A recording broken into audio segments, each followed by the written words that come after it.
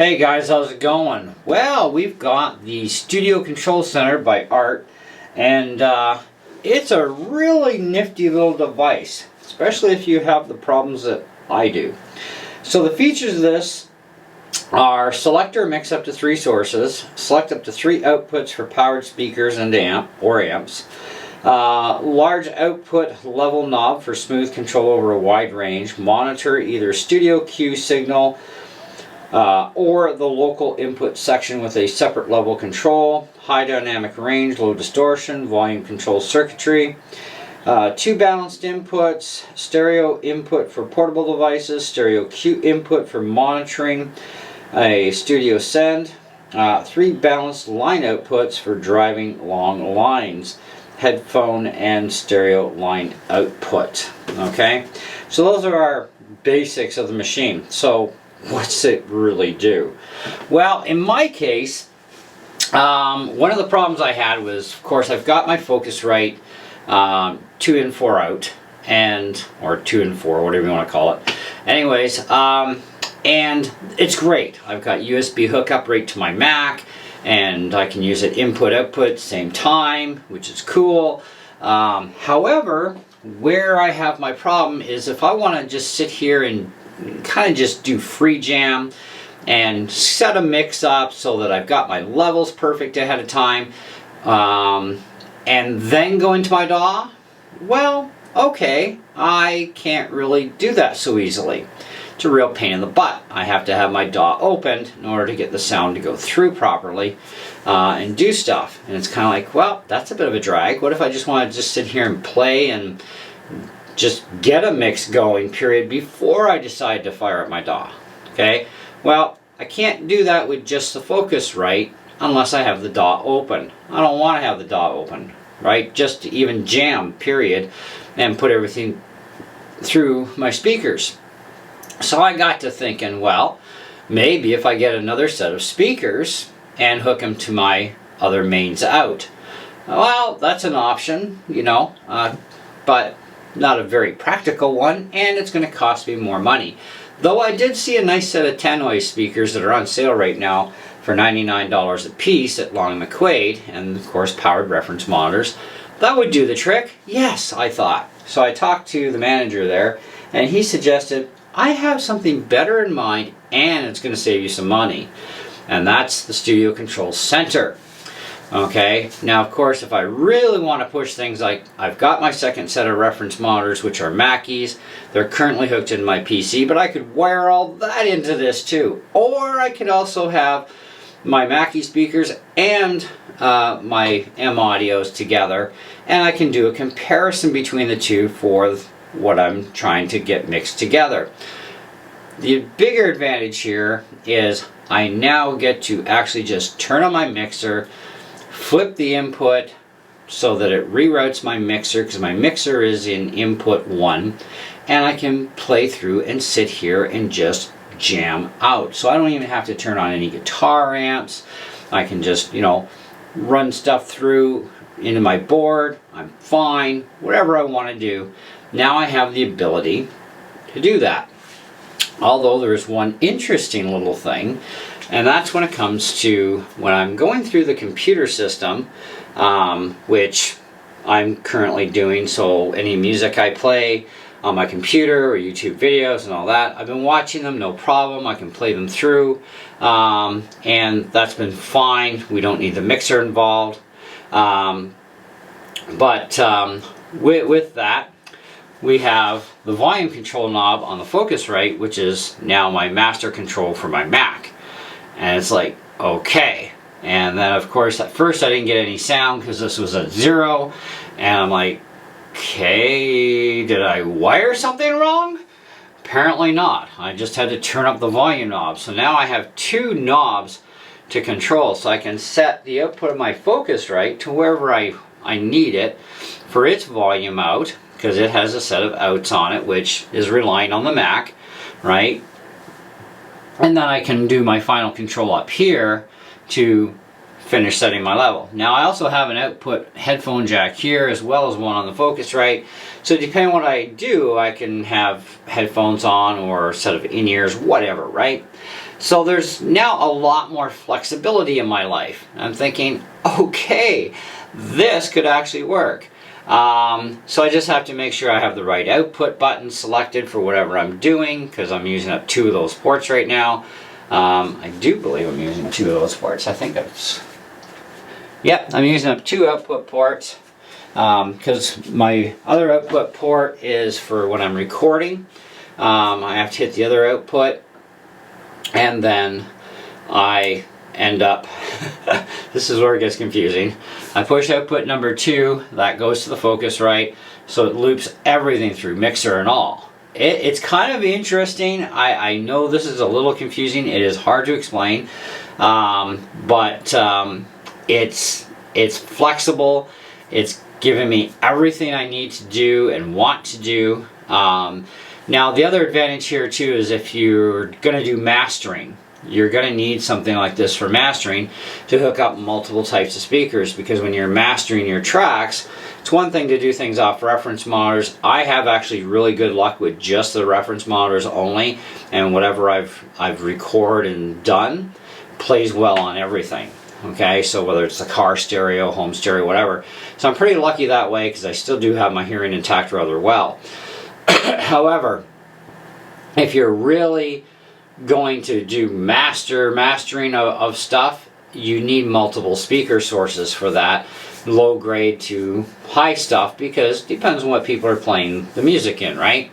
Well, this is going to allow you to hook up multiple sets of speakers in that sense, so that you can hear them and see what they sound like, and you can flip them around independently between the 3 outputs. So yeah, great starting point without having to spend a pile of money on a major control center, right? But this would definitely get you going really well. And it's only $150 for this unit, and it does have its own power supply. There's no USB hookup on this thing at all, so don't think this is going to replace your interface, because it's not. You're still going to need your interface for your computer for doing that stuff. But you can tie everything in, and it's not that difficult, right? So what I've done is output 2, when I activate output number 2, and I have 1 at the same time, not only can I hear it through the speakers, but I also have output 2 going into my computer, which means I also need input number 1 active, so I can actually turn off this one, and that's going to be my mixer, and I go straight into my DAW, right?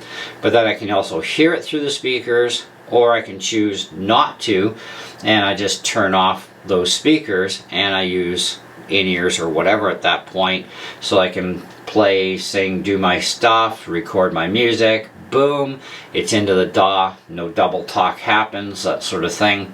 So a lot of good advantages that way. So yeah, that's an interesting little setup. And you also have level controls you can keep an eye on, so that you're not clipping anything. So that's also another benefit here. So yeah, I think it's a really nifty little box. It does seem to be working just fine. Now I don't have my laptop hooked into this as well, because my laptop, I bought it just for playing games on, because the new M1 and M2 systems, they really suck bad when it comes to games from Apple. So I bought a gaming laptop specific just for my gaming, and of course I have my Mackie Bluetooth 5-inch speakers hooked into my laptop. And that works quite well for me, so I'm quite happy.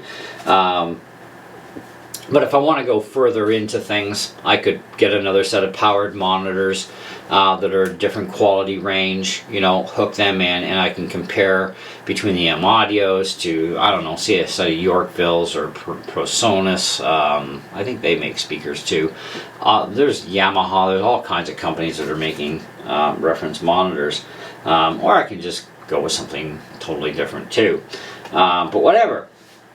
So, is it worth the $150? All day long, man. It saved me $50 in tax. So I've saved over $56.50 in taxes by just going this route instead of a secondary set of reference monitors, which I could have gone with and just plugged them into my board and then just, you know, turn on the board, the monitors are there, and the only sound that's going to come through is just from the final set of monitors. But then it's more money, right? But then it also doesn't offer me the same kind of flexibility as what I now have with the Studio Control Center.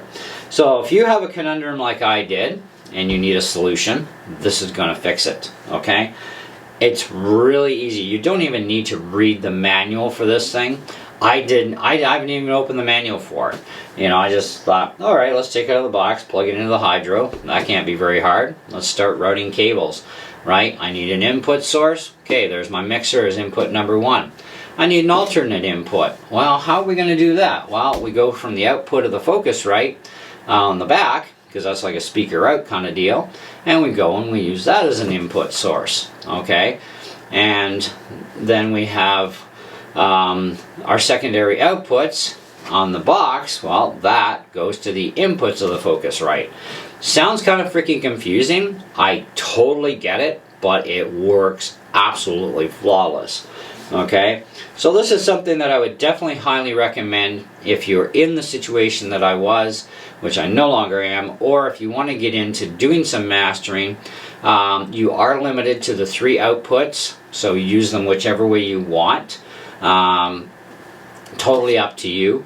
You know, you could hook up multiple speakers and just put, like, you know, one type of powered speaker on, or an amp source, whatever, and you can hear the playback regardless. Now, playback would be mono at that point if you're going to try and run 6 different types of speakers off the back, but if you're going to use 3 sets of pairs, well, then you're fine.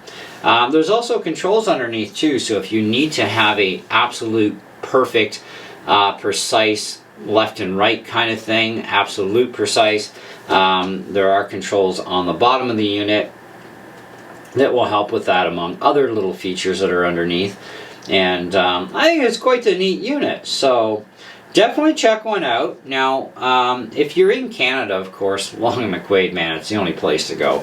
But this is rentable, and so I've rented this for a week to try it. Because I wasn't going to jump in for $150 and go, oh, that's the answer to my solution. Well, we don't know, right, until we actually try it. Is it going to work? And it turns out, yeah, it's working absolutely perfect for me. And so guess what I'm going to be purchasing? This exact unit. So, because I rented a brand new one in the box, so might as well just, you know, say, here, take my money, and we're all done, right? There's also rubberized feet on the bottom here for anti-slip, which is also nice because I've got it on a glass shelf. Yeah, overall, definitely worth the money if this is going to help you out. It's definitely helping me out, so I definitely have to put this. And you know, that's the thing is, you know, nothing is absolutely perfect either, right? It is kind of weird having to deal with the USB interface and this, especially for computer playback, you know, watching videos, whatever.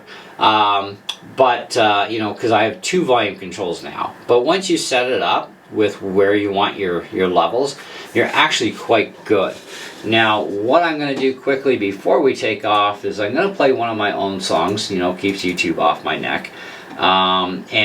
Just do a little playthrough so you can see what goes on with the volume controls here. So let me see, Kevy's music. Yeah, that ought to work, right? Okay, so let's hit play.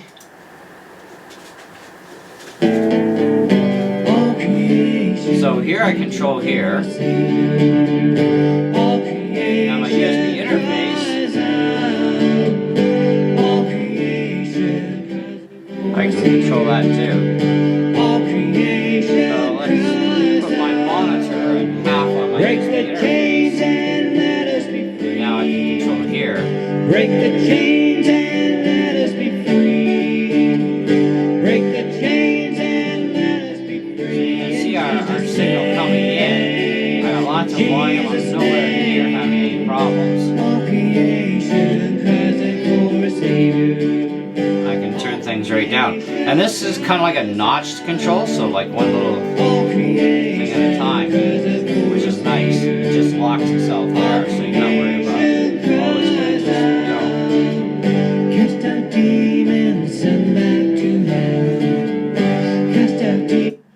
so yeah, that it's interesting, but once you set up your USB at least for your interface like that, for pushing, you know, levels through, you just need to worry about the one control and, you know, you're done at that point.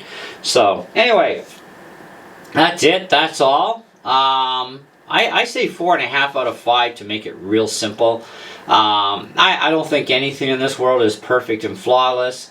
You know, and it is kind of an oddish, so I do kind of have to really pick on the fact that it's a little bit annoying as far as having the two controls, but you know, once you do set up your USB interface at least, with its output to the input of this thing for your sound to come through, you are okay at that point. It's just a little strange. So I do kind of have to go a little bit on that one, that's a little bit of a pain, but once you're done and you're okay. It's not a big deal. So yeah, but that's where I'm at with it. I say 4.5 out of 5. I say I definitely highly recommend this for those who need this sort of thing for either my dilemma that I had, or maybe you want to start getting into some, you know, decent, you know, mastering capabilities. This thing can certainly handle quite a bit of that too, at a very inexpensive cost. You know, you don't always have to spend a boatload of cash on stuff. I mean, I've got an under $300 10-channel mixer that works absolutely perfect for me.